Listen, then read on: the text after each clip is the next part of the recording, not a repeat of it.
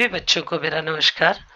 बच्चों, आज हम 10वीं कक्षा के पाठ्यक्रम के पहले काव्यखंड के कवि कबीर के बारे में पढ़ेंगे। कबीर संत काव्यधारा के कवि माने जाते हैं बच्चों। ये निर्गुण काव्यधारा के कवि है। निर्गुण का अर्थ होता है जो ईश्वर के अस्तित्व को नहीं मानते हुए केवल उसके निर्गुण रूप को, अर्थात उसका रूप रंग आकार कोई भी नहीं है, वो केवल एक सर्वशक्तिमान है इस ईश्वर, इस संसार में, उसी के अस्तित्व को स्वीकार करते हैं। तो आइए सबसे पहले कबीर के जीवन परिचय के विषय में ज्ञान प्राप्त करते हैं। कबीर निर्गुण संत काव्यधारा के कवि हैं, जिनका जन्म 1398 में और मृत्यु 1518 में मानी जाती है बच्चों। इनका जन्म काशी में हुआ था और गुरु रामानंद के शिष्य कबीर ने 120 वर्ष की आयु प्राप्त की थी। जीवन के अंतिम कुछ वर्ष उन्होंने मगहर में बिताए और वहीं वे चिर निद्रा में विलीन हो गए, अर्थात वहीं उनकी मृत्यु हो गई। कबीर का आविर्भाव ऐसे समय में हुआ था जब राजनीतिक, धार्मिक और सामाजिक क्रांतियां अपने अपने चरम पर थी, अर्थात उस समय राजनीतिक विरोध, धार्मिक विरोध और सामाजिक विरोध जो थे वो समाज में फैले हुए थे। कबीर कांतदर्शी कवि माने जाते हैं, जो दूर की दृष्टि रखते हैं। उनकी कविता में गहरी सामाजिक चेतना प्रकट होती है। उनकी कविता सहज ही मर्म को छू लेती है, अर्थात जो दया का भाव है, जो समाज में मार्मिक स्थिति है, उस पर प्रहार करने का सामर्थ्य रखती है। एक और धर्म के बाह्य आडंबरों, जो धर्म में उस समय आडंबर थे, जो दिखावा था, उन्होंने उस पर गहरी और तीखी चोट की है। तो दूसरी ओर आत्मा परमात्मा के विरह मिलन के भावपूर्ण गीत भी गाए हैं, क्योंकि उस समय हिंदुओं और मुसलमानों में आपसी बहुत विरोध चल रहा था। कबीर शास्त्रीय ज्ञान की अपेक्षा अनुभव ज्ञान को महत्व देते हैं, अर्थात समाज में जो कुछ विघटित होता हुआ वे देखते हैं, उसके बारे में कबीर ने ज्यादा लिखा है बच्चों। उनका विश्वास सत्संग में था और वे मानते थे कि ईश्वर एक है, वो निर्विकार है, अर्थात उसका कोई आकार नहीं है, वह अरूप है, उसका कोई रूप नहीं है। इसलिए जो कबीर हैं वो निर्गुण काव्यधारा के कवि माने जाते हैं, क्योंकि उन्होंने ईश्वर को निर्विकार और बिना रूप का माना है। कबीर की भाषा के बारे में यदि बच्चों कहें तो कबीर की भाषा पूर्वी जनपद की भाषा थी। उन्होंने जन चेतना और जन भावनाओं को अपने शब्द और साखियों के माध्यम से जन जन तक पहुंचाया, अर्थात कबीर ने दोहे, शब्द और साखियां लिखी हैं, जिनके माध्यम से उन्होंने अपने विचारों को साधारण जनता तक पहुंचाया है। तो आइए बच्चों, सबसे पहले जानते हैं कि आखिर साखी का शाब्दिक अर्थ क्या है। साखी शब्द साक्षी शब्द का ही तत्सम रूप है। साक्षी शब्द साक्ष्य से बना है, जिसका अर्थ होता है प्रत्यक्ष ज्ञान। इसलिए कबीर ने किताबों में लिखे, शास्त्रों में लिखे ज्ञान की अपेक्षा जो प्रत्यक्ष ज्ञान उन्हें समाज में प्राप्त हुआ, उसी से लोगों को परिचित करवाया है। ये प्रत्यक्ष ज्ञान गुरु शिष्य को प्रदान करता है। संत संप्रदाय में अनुभव ज्ञान की ही महत्ता है बच्चों, शास्त्रीय ज्ञान की नहीं, जो कबीर ने हमें दिया है। कबीर का अनुभव क्षेत्र बहुत विस्तृत रहा है। कबीर जगह जगह भ्रमण कर प्रत्यक्ष ज्ञान प्राप्त करते थे। जो कुछ सीखते थे उसी को अपने दोहों, साखियों में बताते थे। अतः उनके द्वारा रचित साखियों में अवधी, राजस्थानी, भोजपुरी और पंजाबी भाषाओं के शब्दों का स्पष्ट प्रभाव दिखाई देता है। इसी कारण उनकी भाषा को पंचमेल खिचड़ी कहा जाता है, अर्थात 5 भाषाओं का मिला जुला रूप, जिसमें सभी भाषाओं के शब्द आए हैं। तो कबीर की भाषा को बच्चों खिचड़ी की अपेक्षा सधुखड़ी भी कहा जाता है। साखी वस्तुतः दोहा छंद ही होता है बच्चों, जिसका लक्षण है जिसमें 13 और 11 के विश्राम से कुल 24 मात्राएं होती हैं। इसकी प्रथम पंक्ति में 13 और द्वितीय पंक्ति में 11। तो प्रस्तुत पाठ की साखियां प्रमाण है कि सत्य ही साक्षी देता हुआ ही गुरु शिष्य को जीवन के तत्व ज्ञान की शिक्षा देता है। ये शिक्षा जितनी प्रभावपूर्ण होती है उतनी ही याद रखने योग्य भी होती है, अर्थात गुरु के द्वारा शिष्य को जो ज्ञानोपदेश दिया जाता है वो याद रखने योग्य होता है। तो बच्चों, आइए इन साखियों के पहले से शब्दार्थ और टिप्पणियों के विषय में ज्ञान प्राप्त कर लेते हैं। वाणी शब्द जो दिया है उसका अर्थ है बोली, आपा का अर्थ है अहंकार और कुंडली का अर्थ है नाभि। घटी घटी का अर्थ है घट घट में या कण कण में, और भुवंगम का अर्थ है भुजंग या सांप, और ब्योरा का अर्थ है पागल। नेड़ा का अर्थ है निकट, आंगणी का अर्थ है आंगन, और साबण का अर्थ है साबुन। अशीर का अर्थ है अक्षर, पीव का अर्थ है प्रिय, और मुरांडा का अर्थ है जलती हुई लकड़ी। तो ये जितने भी शब्द हमने अभी किए, इन शब्दों का जो प्रयोग है हम आगे देखेंगे कि कबीर ने विभिन्न भाषाओं के इन शब्दों का प्रयोग अपनी साखियों में किया है। तो कबीर द्वारा लिखित जो यहाँ कविता हमारे पास है वह है साखी, जिसका शीर्षक है साखी। तो मिली जुली भाषा है बच्चों, जैसा हमने पढ़ा कि कबीर की भाषा को सदुकड़ी या खिचड़ी भाषा कहा जाता था। तो उनकी भाषा में हमारे पास विभिन्न भाषाओं के शब्द आए हैं, जिनके प्रयोग के माध्यम से कबीर ने यह स्पष्ट किया है कि मनुष्य प्रत्यक्ष रूप में मानव जीवन में क्या सीखता है। तो कबीर का जो पहला साखी है वो इस तरह से है बच्चों। कबीर की पहली साखी, ऐसी वाणी बोलिए मन का आपा खोए। वे हम मनुष्यों को ये संदेश देते हुए कहते हैं कि हमें इस प्रकार की वाणी को बोलना चाहिए, मन का आपा खोए।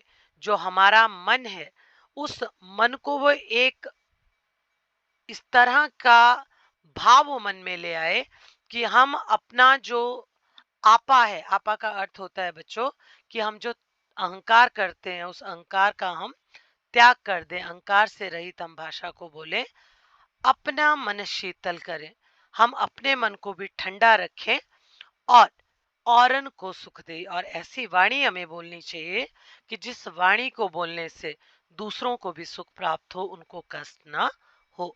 तो इस तरह से मीठी वाणी जिसको कहा जाता है, उस मीठी वाणी को बोलने का संदेश इस साखी में हमें कबीर ने दिया है। दूसरी साखी है बच्चों, कस्तूरी कुंडली बसे मृग ढूंढे वन माही।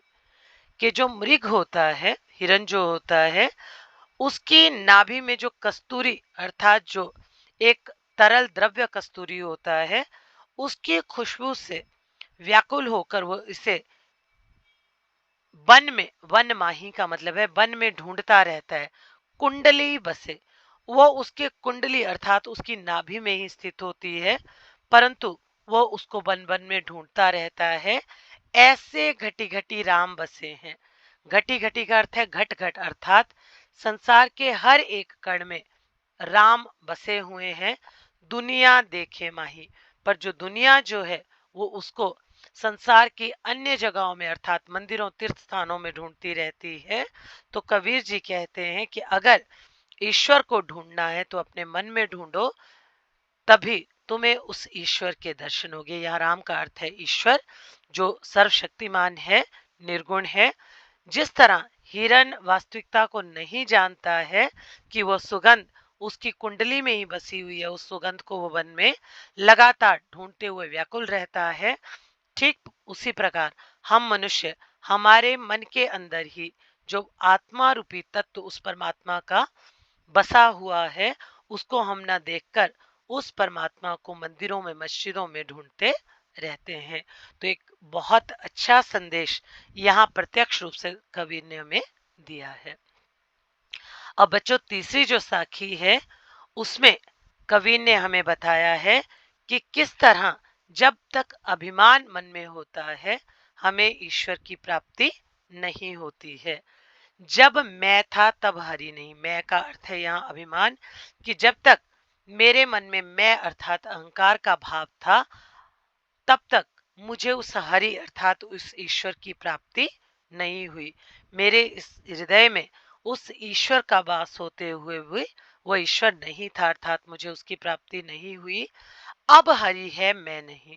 अब जब मेरे हृदय में उस ईश्वर का वास है तो मेरे हृदय से मैं नहीं, मैं जो अहंकार रूपी मैं है, अभिमान रूपी जो मैं है, वो जब निकल गया है तभी मेरे इस हृदय में उस ईश्वर ने वास कर लिया है। सब अंधियारा मिटी गया, अब दीपक देखा माही। कबीर जी कहते हैं कि जब मेरे इस हृदय में बच्चों वह परमेश्वर नामक दीपक आ गया, उस दीपक के दर्शन मुझे हो गए। देखा का मतलब होता है देखना, कि जब उस दीपक को मैंने अपने हृदय में देख लिया तो सारा जो अंधकार था मेरे हृदय से, वो सारा अंधकार मेरे हृदय से समाप्त हो गया। अब अगली साखी है बच्चों कबीर की। सुखिया सब संसार है, खाए अरु सोवे, दुखिया दास कबीर है, जागे अरु रोए। तो उस समय के समाज की परिस्थिति को बताते हुए यहाँ कबीर कहते हैं कि सारा संसार सुख का अनुभव करता है। क्या करके बच्चों? खाए अरु सोवे, खाता पीता है, अरु और सोया रहता है। दुखिया दास कबीर है। कबीर जी कहते हैं कि जो मैं ईश्वर का दास मानता हूं खुद को, मैं रो रहा हूं इस संसार की स्थिति को देखकर। जागे अरु रोए, मैं जागा हुआ हूं। अरु, अरु का अर्थ होता है अज्ञान रूपी अंधकार। इस अज्ञान रूपी अंधकार में डूबे हुए इस संसार को देखकर मैं जागा हुआ हूं और रो रहा हूं, जबकि जो संसार है वो सुख अनुभव कर रहा है, इस अज्ञान में डूबा हुआ है, वो खा रहा है और सो रहा है। अर्थात उसने अपने जीवन को खाने और सोने तक ही सीमित कर दिया है। अगली जो साखी है बच्चों इस प्रकार है। बिरह भुवंगम तन वसे, मंत्र न लागे कोई, राम वियोगी ना जीवे, जीवे तो बौरा होई। अब कबीर यहाँ निर्गुण ईश्वर की उपासना का संदेश देते हुए मनुष्य को कहते हैं कि हे मनुष्य, विरह विहंगम तन बसे। विरह रूपी, विहंगम बोलते हैं सांप को बच्चों, कि विरह रूपी उस ईश्वर का विरह रूपी जो सांप यदि मनुष्य के मन में लौटने लगता है। तन बसे का मतलब अगर मन में बसकर, शरीर में बसकर, शरीर के मन के भाग में बसकर लौटने लगता है मनुष्य के मन में, मंत्र न लागे कोई, तो कोई भी मंत्र उस व्यक्ति के लिए असर नहीं करता है। राम वियोगी ना जिए, जो राम का वियोग सहन करता है व्यक्ति, वो जीवित नहीं रह सकता है। अर्थात ईश्वर के वियोग में कोई भी व्यक्ति जीवित, जीवई का अर्थ होता है बच्चों जीना, वियोगी का अर्थ है तब वियोग, उससे बिछड़कर जीवई तो बोरा हुई। अगर ईश्वर से विरक्त होकर, उससे अलग होकर भी कोई मनुष्य जीवित रहता है तो उसकी स्थिति पागलों की तरह हो जाती है। तो यहाँ कबीर ने महत्व दिया है कि ईश्वर के नजदीक रहने वाला व्यक्ति ही केवल वास्तविक अर्थों में जीवन का अनुभव करता है। अब अगला जो साखी का हमारा व्याख्या है, सलार्थ है बच्चों, उसमें कबीर ने बताया है कि संसार में जो व्यक्ति आपकी निंदा रखते करते हैं, ऐसे व्यक्तियों को हम अपने से दूर करने की इच्छा रखते हैं, परंतु हमें ऐसे लोगों को अपने नजदीक रखना चाहिए, क्योंकि ऐसे लोग हमारे जीवन में सुधार करने में महत्वपूर्ण भूमिका निभाते हैं बच्चों। तो आइए इस साखी की व्याख्या करते हैं। निंदक नेड़ा राखिए। निंदक का मतलब निंदा करने वाले, और नेड़ा का अर्थ होता है बच्चों, जैसा मैंने आपको पहले बताया, अपने नजदीक। राखिए का अर्थ होता है रखना।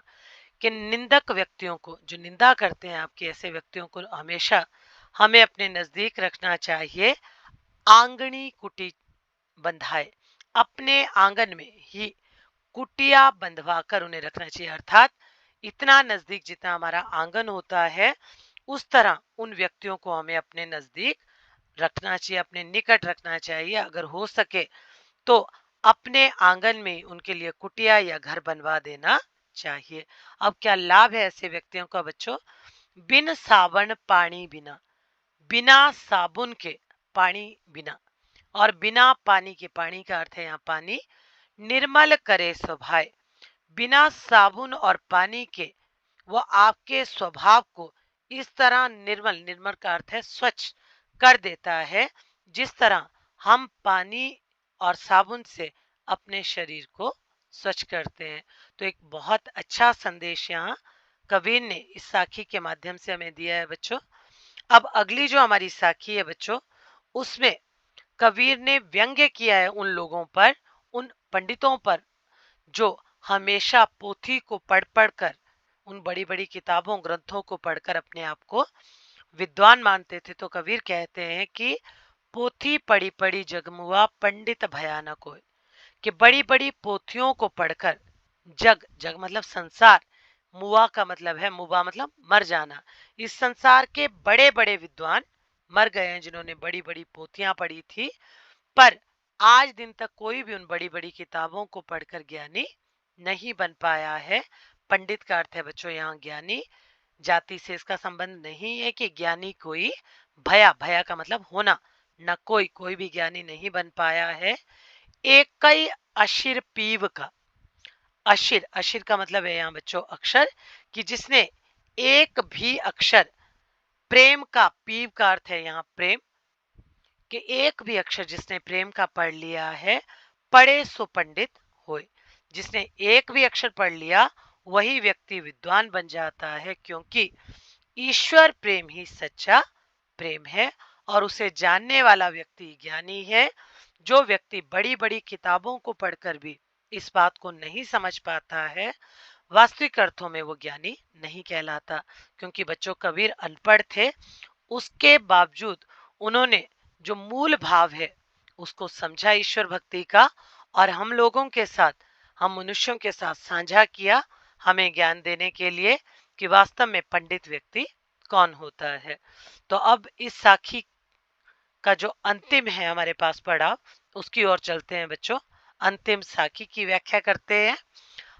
हम घर जलाया आपना, कभी कबीर जी कहते हैं, हम, यहाँ कबीर ने अपने लिए शब्द प्रयोग किया है कि हम का मतलब मैंने अपने घर को जला लिया है।